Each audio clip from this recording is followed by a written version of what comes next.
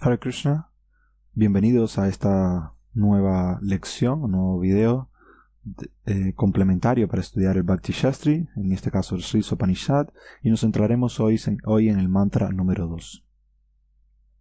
Como en los mantras anteriores, o como en los videos anteriores, o sea, en la invocación y en el mantra 1, voy a dar una guía de estudio que me parece muy apropiada para el estudio de cualquier escritura.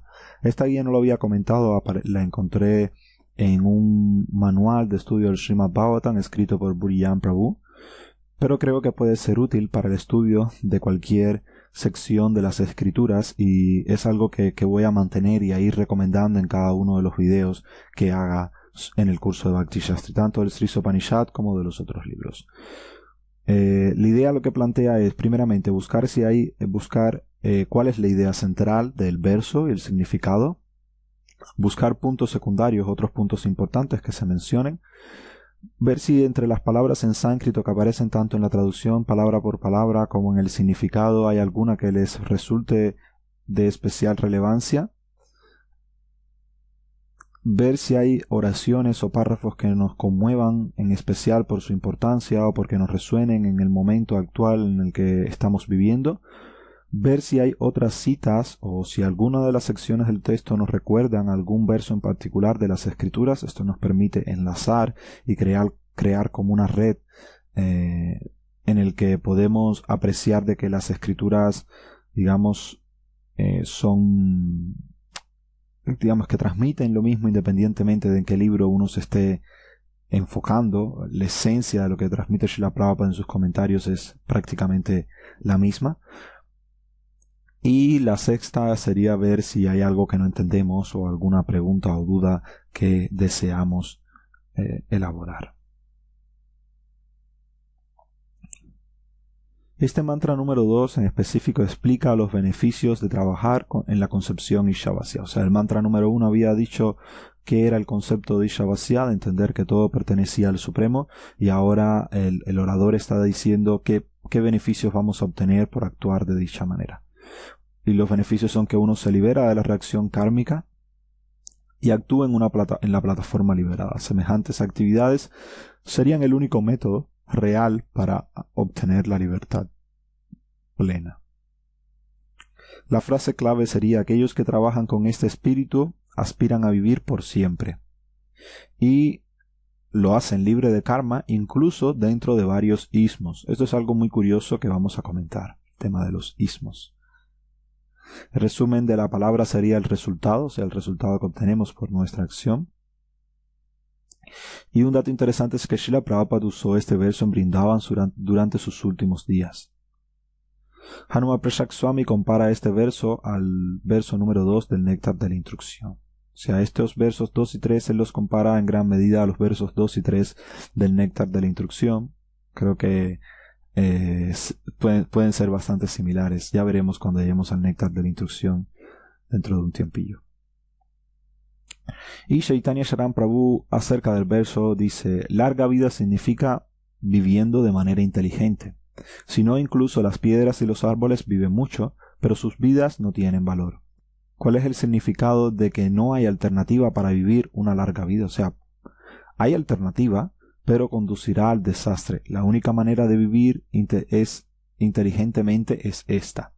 Por ejemplo, note que nosotros podemos decir que un edificio sin ascensor, las escaleras son la única manera para bajar.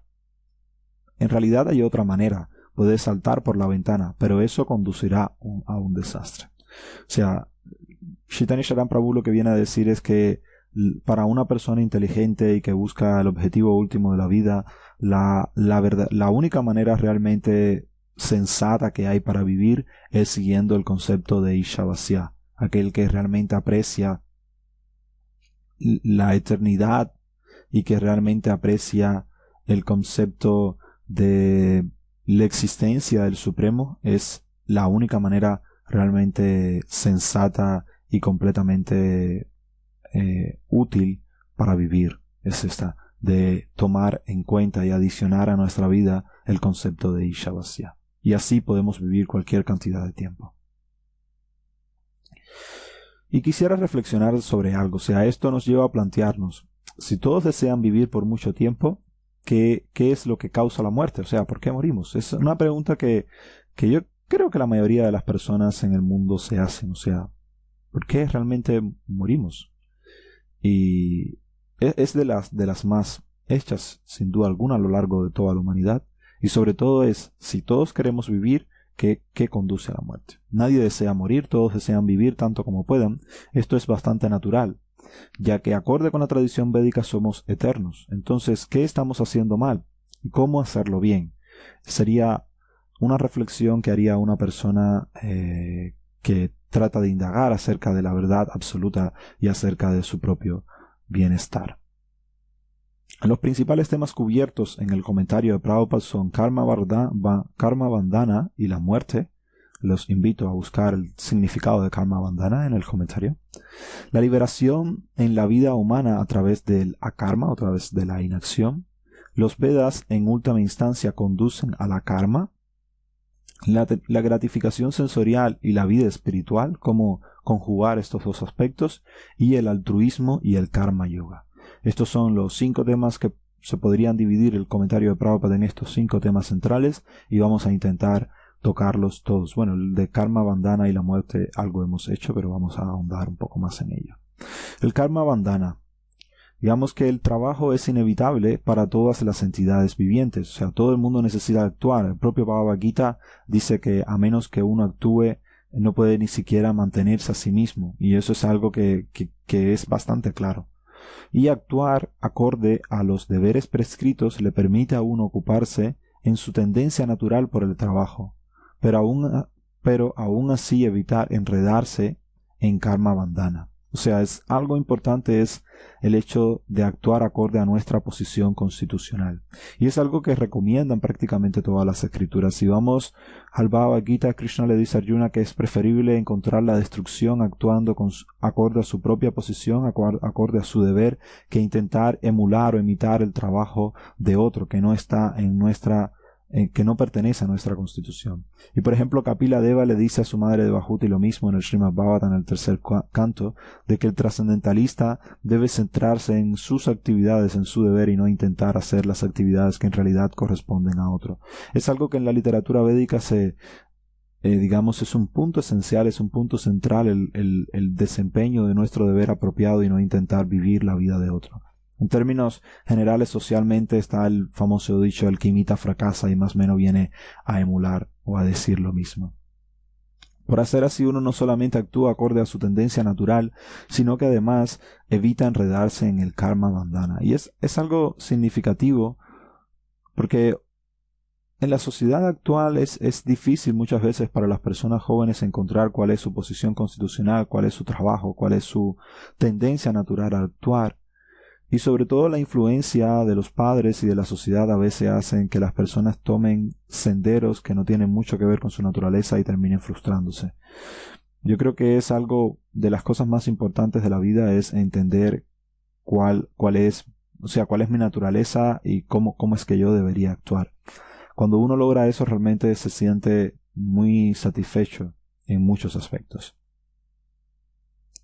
En esencia, el verso viene a decir que la vida es complicada y que tendemos a enredarnos, o sea, a este punto del karma bandhana. O sea, la vida en realidad a veces se complica demasiado, y nuestra tendencia normalmente no es a irnos no es a desenredarnos, sino todo lo contrario. Dentro de la literatura védica, el trabajo es dividido en 3 tipos según la conciencia del ejecutor de la actividad. Esos 3 tipos de acciones son karma, vikarma y akarma. El karma son las acciones ejecutadas acorde con las instrucciones de las escrituras que le proporcionan a uno buenas reacciones kármicas. O sea, acorde a nuestra naturaleza, nosotros deberíamos realizar un tipo determinado de acción, y cuando nosotros realizamos esa acción apropiada que va acorde con nuestra naturaleza y los dictámenes de las escrituras, estamos produciendo buenas reacciones, o sea, karma, en el término técnico sería karma. Vikarma es justo lo opuesto, son actividades esencialmente para la gratificación sensorial que hacen caso omiso de las instrucciones de las escrituras, ya sea por ignorancia o por testarudez. Y estas actividades incurren en mal karma y lo conducen a uno a especies de vida inferiores. O sea, es cuando uno no actúa acorde a su posición constitucional o uno va en contra de los dictámenes de las escrituras acorde a la posición de uno. Cuando uno hace este tipo de actividades, pues estas acciones le conducen a uno a especies de vida inferiores. Aquí es algo importante porque se refiere, a mi opinión hay una concepción errónea muchas veces dentro de los devotos, porque el karma y el vikarma están relacionados con nuestro deber prescrito socialmente, y no todos tenemos el mismo deber prescrito socialmente. Es algo en lo que ahondaremos más, pero es algo muy interesante. Y akarma son las actividades en una modalidad de servicio al Señor, reconociendo su propiedad, o sea, actuando en el concepto de Ishavasya. Uno actúa ofreciendo el fruto del trabajo al Señor Supremo. Semejantes acciones no producen karma y lo conducen a uno a la liberación. En realidad, la karma tiene dos formas de realizarse. Una es siendo consciente de Krishna y la otra es no siendo consciente de Krishna. La karma que realizan, por ejemplo, los impersonalistas o en ocasiones intentan realizar los impersonalistas, es simplemente desapegarse del fruto de la acción, aunque no se lo ofrecen a nadie. Evidentemente, este tipo de karma, si bien hasta cierto punto es válido, no es muy fácil de seguir, porque es muy difícil desapegarse completamente del fruto de las acciones si tú no tienes a quien ofrecérselo. Cuando la acción se lo ofreces a alguien, ya tú te desapegas en cierta medida de ella, y con lo cual es más fácil dar el paso de actuar en karma a actuar a karma. Para más información sobre karma y vikarma, una sección del Bhagavad Gita muy interesante es el capítulo 4, los versos del 16 al 24. Y aquí voy a entrar a hablar acerca de un tema, a mi opinión, significativo, la relación entre karma y dharma. Digamos que es muy interesante el rol que juegan los deberes prescritos. Es de hecho el asunto crucial para determinar bajo qué acción estamos actuando nosotros. Si estamos actuando en karma, vikarma o akarma. ¿Por qué? Digamos que cuando nosotros actuamos acorde a nuestro dharma, acorde a nuestros deberes prescritos en la situación actual en la que estamos bajo karma, o sea, cuando actuamos acorde a lo que tenemos que hacer respecto a nuestro cuerpo material y un tanto apegados a nuestras acciones, estamos en la plataforma de karma, estamos generando un buen resultado por ello, y uno va progresando poco a poco por actuar de dicha manera. Por otra parte, cuando haces caso omiso de las instrucciones de las escrituras, actúas en vikarma. Y aquí un punto interesante es que muchas veces los devotos juzgan a todos por la misma vara, ¿no? Pretenden que toda la sociedad actúe de manera brahmínica, cuando en realidad el 90% de la sociedad, acorde con incluso en los tiempos védicos, no es ahora, tienen una naturaleza shudra. Es la descripción que se da en la literatura védica. Con lo cual, pretender que todo el mundo actúe de manera brahmínica, y por eso decir que si no actúan de manera brahmínica van a ir a las regiones más oscuras o directamente a la vida animal, es un planteamiento que no es del todo sustentado por muchas escrituras. Lo que sucede, sí, entran en la oscuridad, sin duda alguna, las personas que no actúan de manera apropiada, pero la oscuridad, ya estamos en la oscuridad, no hay que entrar mucho más allá, estamos en la plena oscuridad, en el hecho de estar en este mundo material. Esas personas muchas veces actúan acorde a su propia naturaleza, pero no se dan cuenta. Pedirles que hagan mucho más, de hecho sería lo ideal, pero no están actuando en vikarma muchas veces, porque es su naturaleza el actuar de dicha manera. O sea, karma, vikarma están totalmente supeditados al dharma. Y no somos nosotros quienes juzgamos ello. Son los dictámenes de las escrituras, a las energías de Krishna, en última instancia Yamaraj y Krishna. No somos nosotros los que decidimos quién actúa en karma, quién actúa en vikarma. Nosotros podemos decidir cómo actuamos nosotros, pero no juzgar cómo actúan los demás. Y akarma también está relacionado con el dharma, porque el actuar en akarma es el Sanatana Dharma realmente. Cuando uno actúa en la plataforma del Sanatana Dharma o en la plataforma del ser, teniendo en cuenta el concepto de Isha Vasya, entonces es que uno está actuando en la plataforma de Akarma. Entonces para mí, quería hacer esta aclaración, resulta muy interesante desde mi punto de vista, y creo que hay mucha confusión en ocasiones en el mundo de los devotos, simplemente decir este va a ir al infierno porque está haciendo tal y más cual cosa, ¿no? Primero pregúntate qué tipo de acción debería hacer él acorde a su posición de Varna Ashram, y entonces después podemos juzgar al respecto. Después sigue diciendo, para ello se necesita conocimiento, para lo cual es necesario acudir a las escrituras o a las autoridades escriturales. O sea, para uno comprender la posición de cada uno, hace falta estudiar, lo siento, pero es la realidad. Necesitas conocimiento de las escrituras y para poder entender qué es lo que me corresponde a mí o cómo me corresponde a mí actuar acorde a mi naturaleza. Y necesitas autoridades que te guíen al respecto. De esta manera uno puede regular la energía del trabajo de tal manera que pueda comprender gradualmente la autoridad del Señor Supremo. O sea, paulatinamente es posible hacerlo. Este mantra, el Sri Upanishad, en esencia describe a karma. Describe qué es lo que sucede cuando uno actúa en la plataforma de Isha Vasya, que sin duda alguna es actuar con akarma. ¿Cómo alcanzar a karma? Bien, o alcanzando a karma. Uno puede desear alcanzar la plataforma de Naishkarmia, que significa que no tienes ningún tipo de reacción, o también que no tienes ningún tipo de deseo, o a karma. Pero debido al condicionamiento, puede que uno no esté listo para actuar en esa plataforma. Eso yo creo que le sucede a prácticamente todo el mundo. Al menos a mí me sucede constantemente, de que yo quisiera así actuar en una plataforma completamente libre de deseos y completamente libre de condicionamientos materiales y entregarme completamente y actuar en una plataforma en la que esté constantemente consciente de Krishna, pero no estoy listo para ello, no sucede la mayoría de las veces. Si yo me pongo a calcular, no es la mayoría del tiempo el que estoy pensando ni siquiera en Krishna. Intento, pero no llego a hacerlo.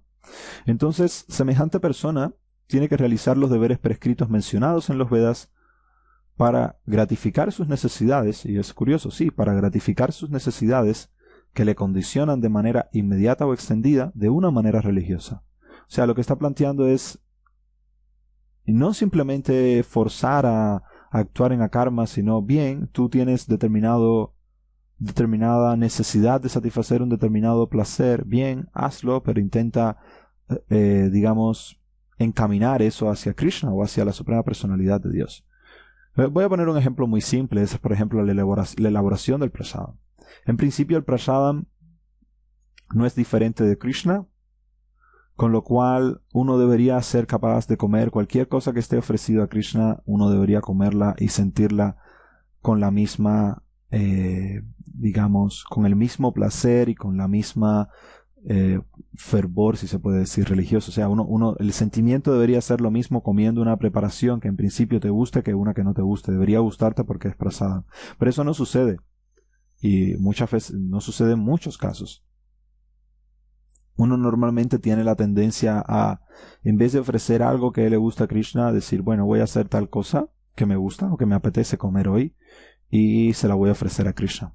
Y eso está bien, en cierta medida está bien. Es verdad que no estás en la plataforma de los 6 Goswamis de Vrindavan, pero es absurdo pretender estar en esa plataforma cuando uno es un neófito. O cuando uno está intentando progresar en la vida espiritual y todavía no ha llegado a la plataforma liberada. Entonces, está bien el hecho de, bueno, yo quiero comer algo y se lo voy a ofrecer a Krishna. Por el hecho de ofrecérselo a Krishna, yo estoy purificando esa acción y en algún momento llegará esa plataforma de karma a través de la purificación de nuestras acciones y la purificación del corazón. En última instancia, el proceso de conciencia de Krishna no es otra cosa que purificar el corazón. Mientras ese proceso de anatta nivriti o purificación del corazón no se complete, pues, digamos, vamos a tener constantemente deseos o vamos a estar en una plataforma intermedia, no en esa plataforma pura o plena, en la que el servicio devocional se manifieste de manera espontánea y uno actúe en akarma de manera natural. Cuando uno actúa así, ofreciendo las actividades, cuando uno actúa acorde a los deberes prescritos, aunque tenga determinados deseos, y ofreciendo las actividades a Krishna o actuando de una manera religiosa, eso paulatinamente conducirá al estado de actividad akármica. Eso es lo que declaran las escrituras védicas. Para más información sobre estos temas, uno podría acudir a estos versos, el verso 3, el capítulo 3, los versos del 9 al 16, y del capítulo 18, los versos del 5 al 9. Note que esto es un estado intermedio, o sea, es la aceptación o el reconocimiento de un estado intermedio. Muchas veces los devotos son blanco y negro. Y, o sea, y bueno, eso es producto de que muchas veces en las escrituras se muestran los dos extremos, ¿no? Y es natural, ¿no? O sea, muestran los dos extremos, pero dentro de esos dos extremos hay toda una diapasón de variedades. Y uno debe entender en qué situación uno se encuentra para actuar lo más apropiadamente posible. Y ese reconocimiento de ese estado intermedio existe dentro de la literatura védica, existe en la conciencia de Krishna. No es que si no eres puro, entonces no puedes hacer nada, o si no eres puro, entonces eres completamente condicionado. Es una etapa en que no es ni servicio devocional puro ni actividad fruitiva burda. Es una etapa intermedia. Aquí se enmarca una diferencia entre karma yoga y servicio devocional puro. A mí, para establecer esa diferencia, siempre me gusta citar dos versos que están uno al lado del otro. Los versos 9.25 y 9.26 del Bhagavad Gita, les recomiendo que lo vean. El verso 9.25 parece actuar en una plataforma de karma yoga en el que Krishna dice: todo lo que hagas, todo lo que comas, todas las actividades que realices, hazlo como una ofrenda a mí. O sea, no importa lo que sea, hazlo para mí. Esto es karma yoga, en el sentido de que tú estás ofreciendo el fruto de tu trabajo a Krishna sin importar el gusto de Krishna. El centro eres tú, Krishna está en un segundo plano, Krishna es una vía para purificar esa actividad. Y servicio devocional es lo que se describe en el verso inmediatamente siguiente, en el que Krishna dice: si me ofreces con amor y devoción una hoja, una flor, un fruto, yo lo aceptaré. O sea, ahí el centro está en Krishna, no en ti, es lo que le gusta a Krishna, no lo que a ti te gusta. Y el centro está en que la ofrenda debe ser con amor y devoción. En todo caso debe ser con amor y devoción, tanto en la etapa de Karma Yoga como en la etapa de servicio devocional. Solamente que en la etapa de Karma Yoga muchas veces el centro de la acción somos nosotros, y en la etapa de servicio devocional servicio devocional puro, uno actúa constantemente consciente de Krishna, completamente en un estado de conciencia de Krishna. Al conocer los deberes prescritos y actuar de acuerdo a ello, con la concepción Ishavasya, ocurren dos cosas. No solamente nos salvamos de vikarma. El Bhagavad Gita 2.40 dice que te liberas del peligro más temible de todos. ¿Cuál sería el peligro más temible de todos? Pues muchos acharyas hablan de que es el caer de la vida humana y ir a las consecuentes vidas inferiores. Con lo cual el concepto de Ishavasya nos salva de lo peor, pero a la vez, poco a poco, nos va ascendiendo hasta la plataforma de akarma o naishkarmya, o la plataforma de actuar de manera pura. Y Hanuman Prashad Swami dice que ese verso 2.40, citado acá en el comentario Prabhupada lo cita, es como para memorizarlo y ponerlo dentro de nuestro corazón, porque sin duda alguna nos va a hacer sentir aliviados respecto al temor de tener nacimientos tan indeseables. Bien, en la vida nosotros pasamos por muchas etapas y eso nos conduce a varios ismos, o sea, nos identifica con determinadas tendencias en la sociedad. Y uno puede aprender, igual que lo que hemos hablado, uno debe aprender el arte de conectar esas actividades, esas tendencias, esos sismos o actividades filantrópicas de gratificación sensorial extendida con el servicio del Señor. ¿Cómo hacer eso? Eso también finalmente lo conducirá al estado de akarma. Es algo curioso que Prabhupada declara en el verso. Note que esta clase de actividades pueden ser descritas como karma yoga. O sea, pueden entrar dentro de la categoría de karma yoga si uno las realiza de manera apropiada. Prabhupada declara que por la realización de esta clase de actividades con la conciencia adecuada, aunque no se logre el éxito espiritual en un 100%, se garantiza un nacimiento humano.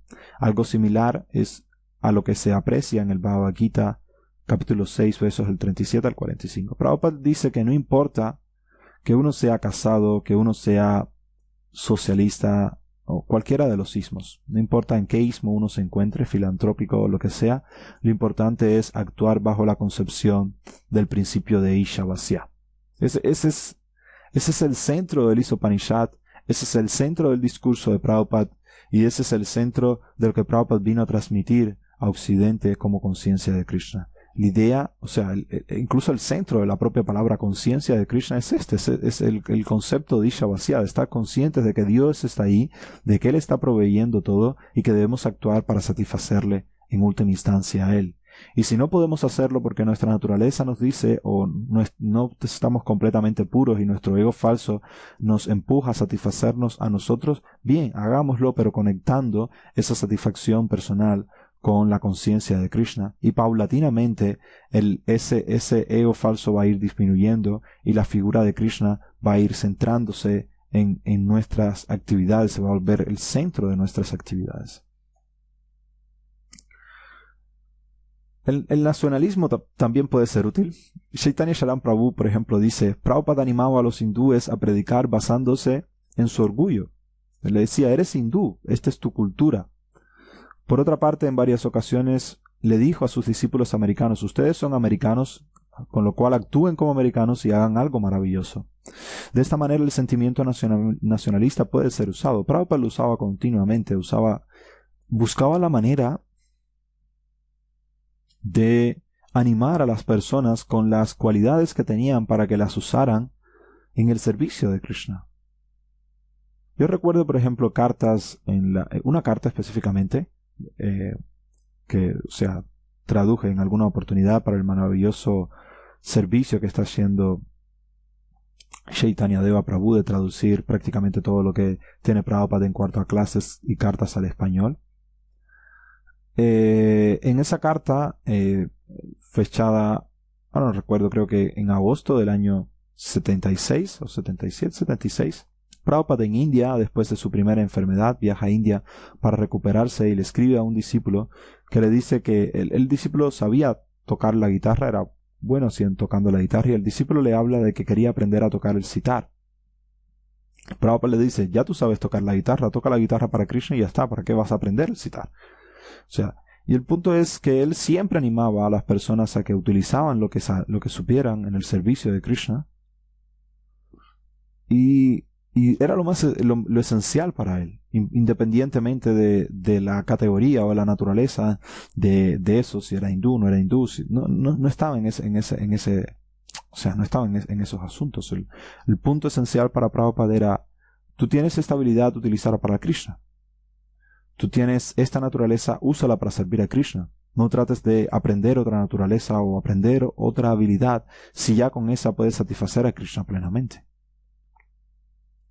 Y Chaitanya Charan Prabhu comenta que uno no debe ignorar el ego falso, sino que debe encaminarlo hacia la espiritualidad. O sea, muchas veces, claramente la humildad es una de las principales cualidades de los devotos, y muchas veces los devotos tienden a, por la humildad, intentar tapar o ignorar el ego falso. Y no siempre es no siempre es saludable, porque al final muchas veces terminan cayendo en una falsa modestia. Lo ideal es esa naturaleza, ese pequeño ego falso que nos queda de que yo soy bueno en esto. Sí, está bien, eres bueno en eso y me parece genial. Eso proviene de Krishna, utilízalo en él. Utilízalo a su servicio. Utilízalo al servicio de la sociedad y de la humanidad en general, intentándoles ayudar a progresar espiritualmente. Ese era el paradigma o lo que Prabhupada intentaba hacer cada vez que animaba a alguien y digamos que lo alababa utilizando sus maravillosas cualidades para que lo usaran en servicio a Krishna. Y si se ponen a pensar, Krishna hizo exactamente lo mismo con Arjuna en el Bhagavad Gita. los constantes epítetos que hace Krishna, que describe Krishna respecto a Arjuna, haciendo alusión a su fuerza, a su, digamos, a su descendencia, de dónde proviene él, su naturaleza, tienen este objetivo. Cuando dice palabras como las que dice no son dignas de un ario, o cuando lo llama acorde a su, o el de los poderosos brazos, o cuando habla acerca de acerca de su linaje, hijo de Kunti y demás. O sea, son intentando, digamos, usar esa naturaleza de Arjuna, usar ese sentido de Arjuna de su identidad para intentar usarlo en el servicio devocional. No se trata de negar nuestra identidad, se trata de encaminar nuestra identidad hacia Krishna. Algo poético y mágico. Para mí esta frase de Chaitanya Charan Prabhu me dejó realmente atónito y me parece que es muy, muy, muy hermosa y que explica realmente el salto de Karma Yoga a servicio devocional. Dice, lo mágico de la literatura védica es esto que va a decir lo siguiente. Dice, trae a Dios a tu vida y entonces Dios te llevará a ti a su vida. Inicialmente nosotros deseamos que Dios venga al mundo material para que Él pueda ayudarnos en nuestros pasatiempos. Luego, Dios nos lleva al mundo espiritual para que nosotros podamos ayudarlo en sus pasatiempos. En la plataforma de Karma Yoga, uno lo que hace es esto, intenta traer a Dios a su vida para que Dios le ayude a, digamos, llevar a feliz término sus deseos, sus pasatiempos. Pero por actuar de esta manera uno se va purificando y va llegando el momento en el que, cuando su corazón está completamente limpio de todo tipo de impurezas, pueda ir con Dios a su reino trascendental para ayudarlo y asistirlo a Él en sus pasatiempos. Es el tránsito y es muy, muy hermosa la frase, la verdad. Esa era más o menos la esencia de lo que Prabhupada dice en el comentario. Vamos a ver cómo Chaitanya Charan Prabhu resume esto. Digamos que uno puede decir que el verso o la esencia es actuar en conciencia de Dios, Nishkama Karma Yoga, o sea, Nishkama es sin deseos, Karma Yoga es actuar, utilizar las acciones para vincularse con el Supremo. Y él detecta 4, digamos, puntos esenciales dentro del comentario de Prabhupada. El problema, ¿cuál es? O sea, el problema, la solución, los beneficios de esa solución y cómo aplicarlo de manera práctica. Bien, empecemos por el problema. ¿Cuál es el problema? Karma bandhana, o sea, la esclavitud de la existencia material, los nacimientos y las muertes. Ese es el problema principal que nos aqueja. De todos los problemas que existen en este mundo material, este es el principal que nos aqueja. ¿Por qué existe el problema? Pues por no actuar acorde con los deberes prescritos y por transgredir las leyes de la naturaleza material. Estas son dos frases que aparecen claramente por ejemplo, las comentamos en el verso pasado, en el comentario del verso pasado, Prabhupada las utiliza. ¿Y cómo continúa? Pues gratificación sensorial y los sismos. Así es como se manifiesta esa existencia. La solución. Pues, ¿cuándo es posible esa solución? Solo en la vida humana, libre de karma y vikarma. O sea, en la vida humana actuando en la plataforma de akarma o de ishavasya. ¿Y cuál es? Trabajar gradualmente para comprender la autoridad del Supremo. Cuando uno hace esto, uno logra alcanzar conocimiento positivo. Y así es como funciona. O sea, alcanzar conocimiento positivo que nos permite liberarnos de las modalidades de la naturaleza material. Ellas no actúan sobre nosotros y estamos en una plataforma de Naishkarmya. Los beneficios de la solución, pues los beneficios son grandes. Incluso en los sismos pueden ser acomodados. Eso podemos actuar en esta plataforma de Karma Yoga. Salva del más grande peligro. Puedes desear vivir por años. Prabhupada en el comentario habla de cientos de años. Los acharyas anteriores hablan de 100 años. Y si vamos realmente a la traducción palabra por palabra, la palabra que se utiliza es específicamente 100 años. Yo tengo algunas ideas respecto al tema, pero ahora no voy a entrar en ellas. Garantiza la vida humana y hace valiosa nuestras vidas. Estos son los beneficios de esa solución. ¿Y cómo aplicarlo de manera práctica? Pues en el Néctar de la Devoción aparece de manera muy explícita cómo aplicar estos principios. En el Néctar de la Devoción llegaremos al final del Bhakti Shastri, será el último módulo que trabajaremos. ¿Qué dicen los acharyas pasados? ¿Qué dicen estos acharyas pasados? Dice, no es un hecho, es lo que dice Madhva Acharya, no es un hecho que por la no ejecución de acciones uno no está actuando en el mundo. O sea, aquí es un punto interesante de que la inacción no lleva a karma. ¿Por qué? Porque es un punto que Prabhupada elabora muchísimo, porque muchas veces nuestra mente está completamente condicionada y a pesar de que externamente no estemos haciendo nada, interiormente estemos llenos de deseos y en el plano sutil estemos todavía muy condicionados. Con lo cual, la inacción no garantiza absolutamente nada. También es algo que Madhva Acharya declara abiertamente. Vedanta Deshika traduce el verso un tanto diferente a como lo hace Prabhupada. Dice, uno puede vivir por 100 años haciendo acciones prescritas con desapego, entendiendo que el Señor es el propietario. No hay otro sendero a seguir que este. Las acciones no atan al hombre que realiza el trabajo con conocimiento.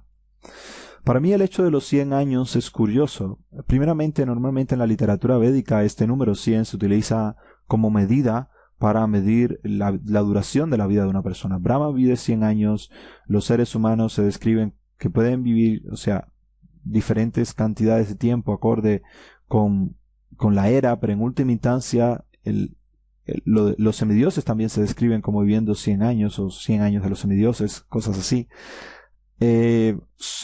Aparecen esos 100 años en escalas de tiempos diferentes en dependencia de la naturaleza de la persona. En cualquier caso, también podría ser ya esto es un poco especulación filosófica, la cual veremos en la próxima sección. También podría ser que este Upanishad esté descrito específicamente o esté hablado específicamente para personas de esta era de Kali Yuga, en la que se describe explícitamente que la duración de la vida es a lo sumo 100 años o 100 años más, no más. O sí, estas son dos ideas que yo manejo. En cualquier caso, por ejemplo, Vedanta Deshika habla de que la mención de los 100 años es aproximada, o sea, no es una mención exacta, sino que la idea es, o Prabhupada esa idea la engloba bastante bien al decir de que uno puede vivir cientos de años. Lo importante es que uno puede vivir cualquier cantidad de tiempo en esta plataforma de Isha vacía que no se va a, digamos, enredar. Y algo que comenta, volviendo a este punto, este párrafo, algo que comenta Vedanta Deshika es la palabra Jijivishet. Él debe desear vivir, es usada para indicar que incluso el hombre que busca el Brahman debe ocuparse en sus deberes hasta el alcance de su meta, o sea, de la meta de su vida en la forma de la completa realización del Brahman. O sea, incluso la persona que intenta obtener el pleno desarrollo espiritual debe actuar acorde con sus obligaciones. Es el mismo punto que Madhva Acharya habla al principio, de que la inacción no nos lleva a ninguna parte, y es una clara, digamos, contraposición ante la descripción que hacen algunos impersonalistas como Shankaracharya. Baladeva Vidyabhushana, por su parte, dice, este verso habla de la necesidad del Varna Ashram Dharma, acorde con las escrituras para purificar la conciencia. Este es un punto que adiciona Baladeva Vidyabhushana que no aparecen en los otros comentarios de los acharyas, de que realmente el actuar acorde con nuestro Dharma, en la plataforma apropiada de nuestro Varna Ashram Dharma, y relacionar esa actividad con Dios o con la conciencia de Krishna es lo que nos va a ir purificando paulatinamente. Para mí es curiosa la alusión a los fuegos de sacrificio que hace Baladeva Vidyabhushana, que definitivamente también es una crítica al comentario de Shankaracharya. Dice, por la ejecución de acciones como los fuegos sin deseos personales, uno puede desear vivir en esta tierra hasta 100 años. Por consiguiente, ya que tú deseas vivir 100 años y tienes que realizar las acciones como un ser humano, no puedes alcanzar la liberación por otros medios que la ejecución de acciones tales como los fuegos de sacrificio. El punto es que ya que tenemos que actuar en esta plataforma material, aquí los fuegos de sacrificio, como decía, hacen alusión al comentario de Shankaracharya que habla sobre el tema de los fuegos de sacrificio y de que como prácticamente como que son inútiles, ¿no?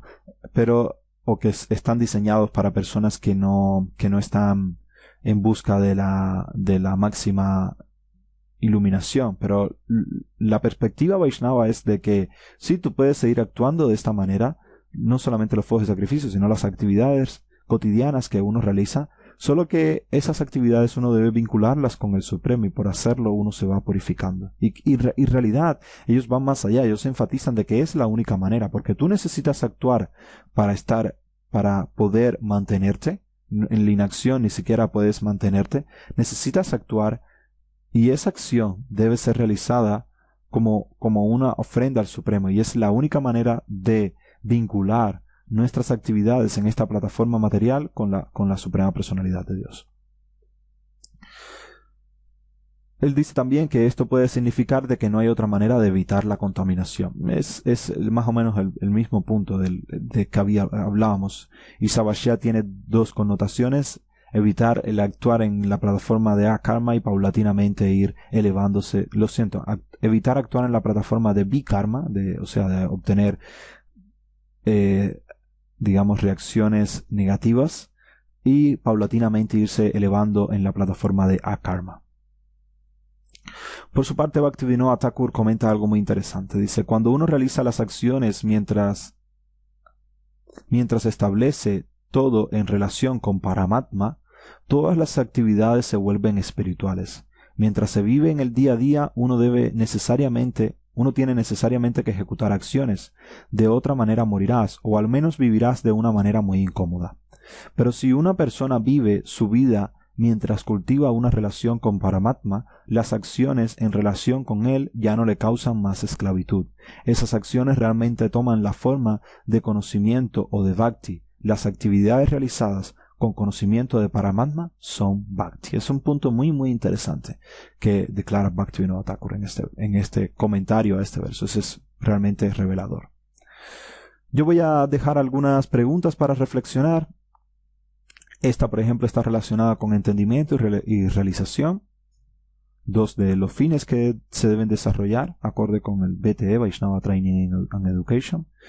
Es cuando Srila Prabhupada hablaba de Vikarma, comenta que el peligro más grande que puede existir es tener que perder la vida humana y pasar por especies de vida inferiores.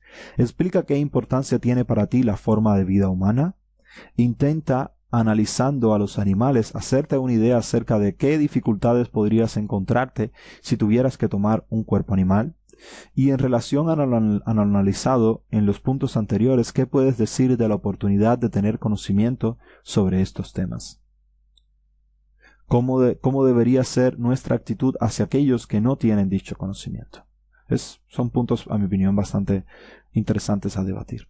Nuevamente, como dije en futuras lecciones, o sea, pondré, cuando termine de hacer la lista de reproducción de los 12 fines, pondré un link en cada uno de los videos en las que se hace preguntas relacionadas a los 12 fines a esa lista de reproducción, y explicaré cada uno de los 12 fines para que las preguntas puedan ser respondidas de la mejor manera posible. Y también, cuando termine toda la sección de la Isopanishad, yo mismo responderé acorde con mi realización, acorde con mi entendimiento, acorde con mi perspectiva, estas preguntas de las que yo estoy pidiendo que reflexionen. O sea, que no voy a pedirle a las personas que se mojen sin yo mojarme. Yo también voy a decir lo que pienso, mi entendimiento acerca de eso, y si puede ser útil para alguien, pues mejor, y si no, pues tampoco pasa nada.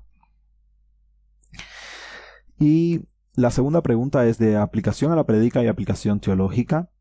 Dice, al final del comentario, Prabhupada hace alusión a la duración de la vida, contrastando este hecho con la productividad o efectividad de la misma, diciendo, es más valiosa una vida humilde centrada en Dios que el colosal engaño de una vida dedicada al altruismo y socialismo ateos. Y las preguntas son, es una frase hasta cierto punto un tanto fuerte, sobre todo para el que se considera altruista y socialista ateo.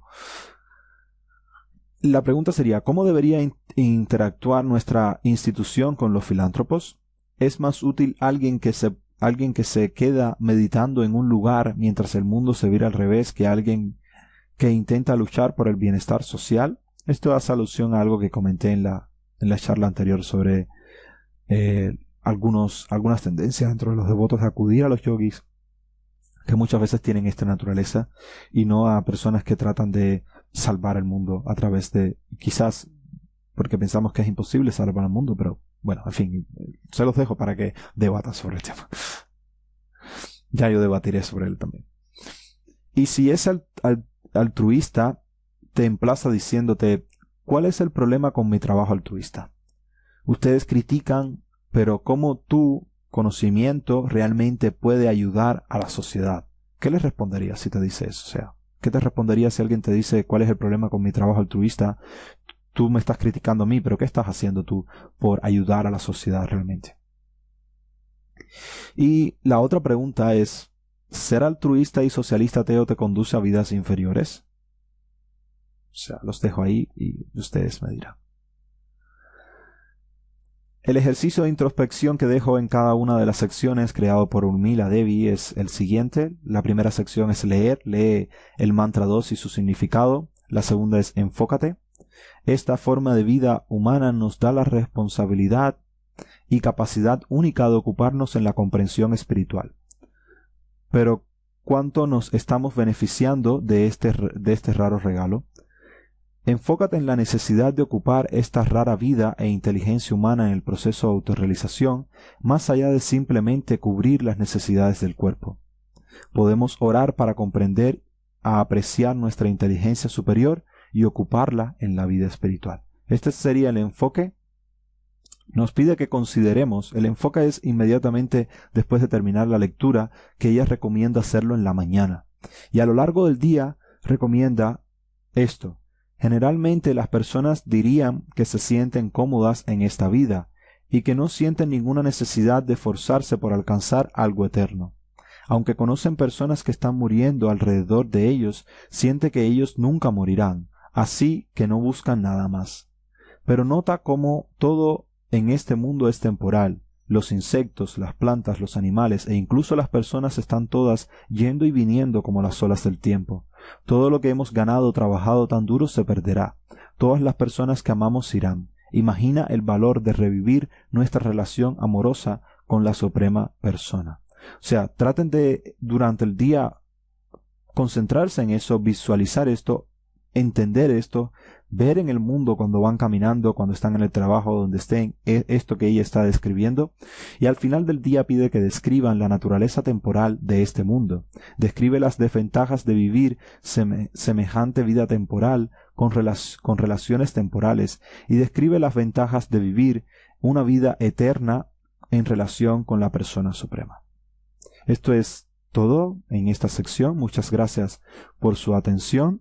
Como dije, dejaré un link para la lista de reproducción de los 12 fines y otro link para la siguiente lección del mantra 3 del Sri Upanishad. Hare Krishna, muchas gracias.